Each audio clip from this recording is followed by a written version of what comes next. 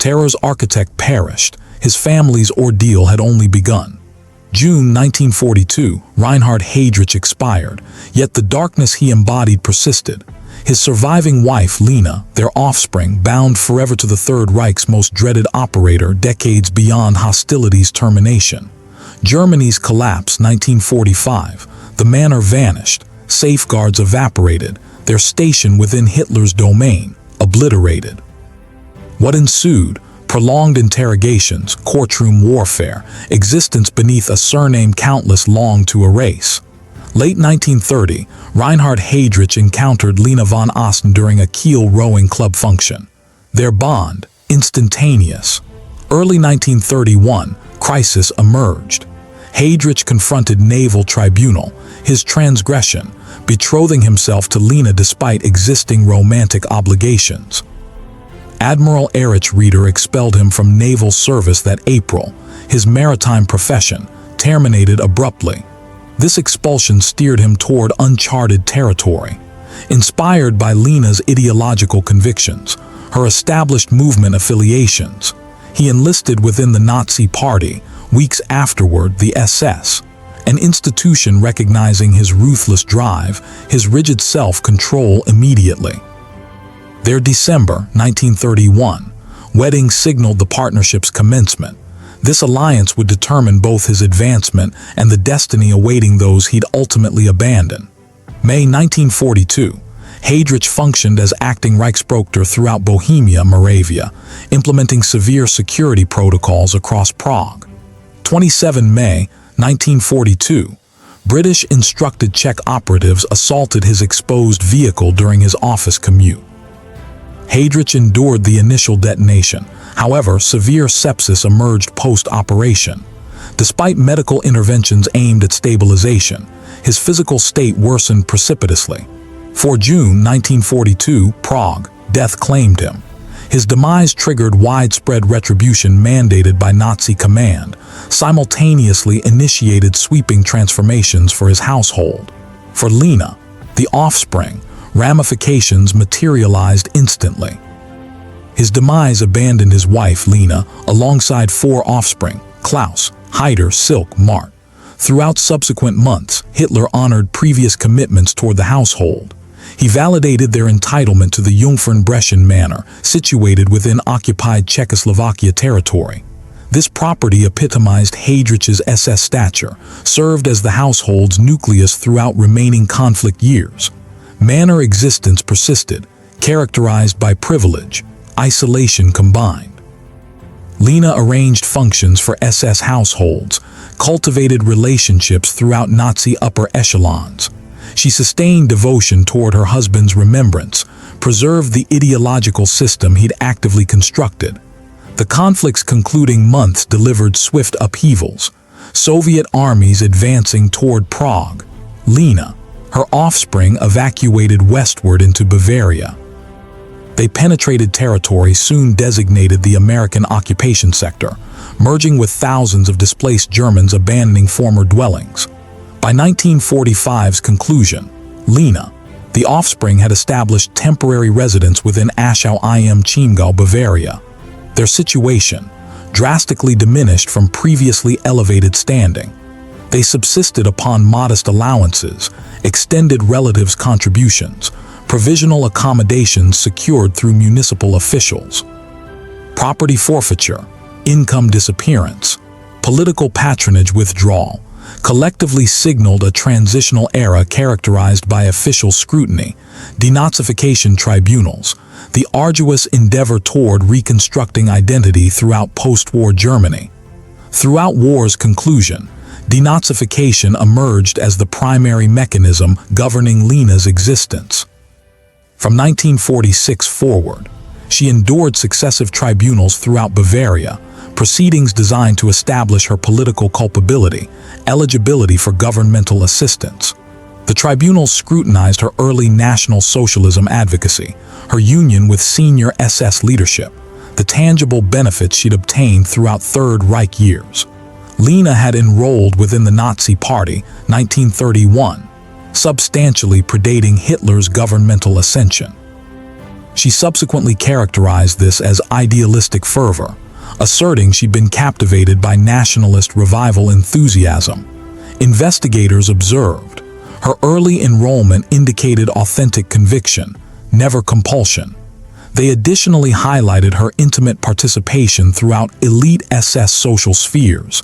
This granted her political network penetration, considerable influence. Lena disputed this assessment, persistently maintaining she'd exercised no involvement within her husband's operations. By 1949, Lena received designation as Mitteleuferin, a follower rather than active collaborator. This classification enabled her to circumvent substantial sanctions. Financial difficulties persisted nonetheless, having forfeited the household estate throughout Czechoslovakia, possessing no legitimate profession. Throughout the late 1940s, she pursued acknowledgement as a German officer's widow. This would guarantee pension entitlement under German legislation. Her petition centered upon a technical consideration. Did Reinhard Heydrich, notwithstanding his SS designation, still qualify as German military personnel at death? 1954. A Munich tribunal issued a contentious determination. The magistrates concluded Heydrich, as Reich Security Main Office (RSHA) director, had retained qualifying standing under military service statutes. This indicated Lena merited widow's pension. The determination ignited public controversy. Opponents contended a figure universally recognized as the regime's most formidable, feared security apparatus commander shouldn't receive fallen combatant recognition. Advocates for the verdict stressed narrow juridical parameters applied, excluding ethical assessment. The verdict became symbolic throughout broader post-war justice, memory deliberations. Certain academics question, did Lena's testimony, depicting herself as politically uninvolved spouse, sway the result disproportionately? Others maintain tribunals followed statutory frameworks allowing no latitude for ethical considerations. Regardless, the pension furnished Lena with economic security throughout a period when numerous former Nazi-affiliated households struggled toward existence reconstruction. By the early 1950s, Lena Heydrich had concluded denazification's formal procedures. She obtained legal authorization to labor, travel, accept governmental assistance. Following her pension's confirmation after the 1954 Munich verdict, she commenced rebuilding existence toward fresh trajectories. The household ultimately established residence upon Fehmarn Island, situated off West Germany's northern shoreline. There, Lena established a guest house designated the Pension in Bria. This became both her income foundation, her social network's central hub. Operating the pension connected Lena with vacationers, regional inhabitants, former associates from her pre-1945 existence. Multiple accounts indicate she preserved connections with households affiliated with SS elite circles. Her husband's loyalty, the worldview they'd mutually embraced, remained unmistakable throughout. She frequently depicted herself as misinterpreted casualty of the post-war environment. Throughout interviews, she stressed the adversities she confronted as widow, mother, while minimizing or rejecting the broader ramifications of the regime her spouse had served. 1976, Lena issued her autobiography, Life with a War Criminal. The volume attracted instant scrutiny. Detractors contended it furnished an inadequate, selective narrative of Reinhard Heydrich's RSHA function. They observed Lena redirected culpability away from her husband, disputed historical documentation, accentuated his personal attributes rather than his official conduct. Historians continue debating, does the autobiography represent authentic belief, calculated self-representation, or combined elements? Public fascination toward Lena re-emerged throughout the 1970s, 1980s. Journalists, academics journeyed to Fehmarn for interviews. One narrative, subsequently referenced within Crime Read's feature, Interview with the Hangman's Wife, derived from journalist Nancy Doherty's documented discussions with Lena, detailed her resolute Reinhard Heydrich vindication, her conviction that historical assessment had misjudged him unjustly. According to Doherty's interviews, Lena communicated with keen recollection, steadfast certainty, relating her husband's existence with meticulous accuracy. Witnesses observed she exhibited minimal inclination toward past reassessment, presenting a depiction, a woman whose convictions stayed unmodified. The controversies surrounding her public declarations addressed broader concerns. How should post-war communities manage testimonies from persons sustaining devotion toward repudiated regimes? Certain academics contend Lena's interviews furnish comprehension into SS-associated household psychology. Others advise her narratives demand cautious evaluation. They frequently contradict established historical scholarship. Truth fluctuates depending whether one emphasizes archival materials, personal accounts, scholarly analysis.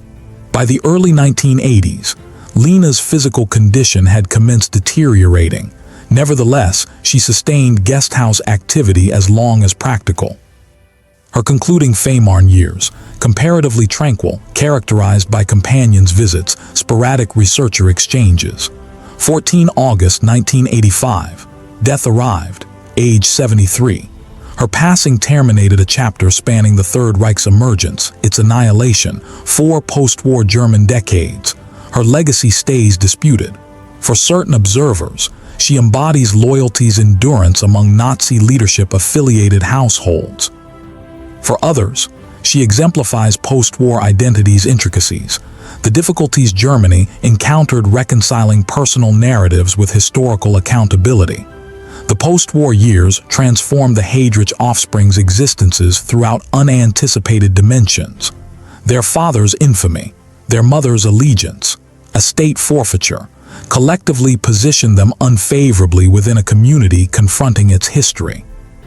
Each offspring pursued separate trajectories, influenced by individual selections, surname burden. The eldest offspring, Klaus, never witnessed the conflict's termination. Tragedy befell the household throughout October 1943. Klaus perished within a traffic collision near the manor, colliding with a delivery vehicle while cycling. His demise delivered crushing anguish to Lena. She referenced it continuously throughout subsequent interviews. Hitler dispatched sympathies. SS personnel attended burial ceremonies. Heinrich Himmler evolved into the most publicly identifiable among surviving offspring. Following the household's 1945 Bavarian evacuation, he concluded his regional education, subsequently pursued engineering professionally. For decades, Himmler eschewed public visibility, refused interview solicitations, opting to maintain separation from deliberations regarding his father's wartime function. 2009, he granted rare concession, consented to dialogue with John Martin, author of The Mirror Caught the Sun, Operation Anthropoid 1942. Throughout that exchange, he maintained notably defensive posture toward his father. 2011, Himmler momentarily returned to public consciousness after proposing assistance for former household residence restoration at Paninske Brezhny. The proposition generated intense Czech Republic responses. The property stays intimately connected with his father's wartime governance. Municipal officials noted Himmler had departed the estate as youth, 1945, interpreted his proposition as historic location preservation effort. Public reaction, however, mirrored broader unease with any Heydrich surname-connected enterprise. Certain analysts contended restoring the property involving his participation risked disregarding suffering endured under Nazi domination. Others interpreted the action as potential recognition rather than glorification. The two youngest offspring, Silk, Mark, sustained considerably more private existences. Dependable Silk information, limited. One unsubstantiated online account suggests potential United States relocation. However, no authenticated sources corroborate this. Mart, currently utilizing surname Bayer, continues residing upon Fehmarn, operates a modest clothing establishment. Like her sibling, she declines interviews. She never encountered her father, has indicated she comprehends minimal regarding him. Within one statement issued within German publication Stern, she remarked, Individuals cannot comprehend what possessing such a father signifies. His surname pursues her perpetually, ceaselessly. Household perspectives diverge. Mart's offspring, Reinhard, has articulated the perspective. Nobody genuinely comprehends the complete magnitude of what his grandfather accomplished. Conversely, Peter Thomas Heydrich, offspring of Reinhard's sibling Heinz, has declared publicly he considers it unfortunate that Reinhard's offspring never separated themselves from their father's deeds or recognized, even symbolically, the suffering endured under his command. These contrasting viewpoints underscore the intricacy navigating the Heydrich legacy throughout extended household circles. What stays evident? None among surviving Heydrich offspring engaged within extremist political movements or public Third Reich-related promotion.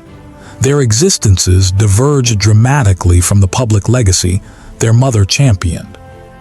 While Lena vindicated Reinhard Heydrich until her demise, the offspring selected pathways providing privacy, ordinariness rather than public conflict or ideological conformity. If you found this video insightful, like this video, subscribe, hit the bell for more WW2 Documenta. Thanks for watching.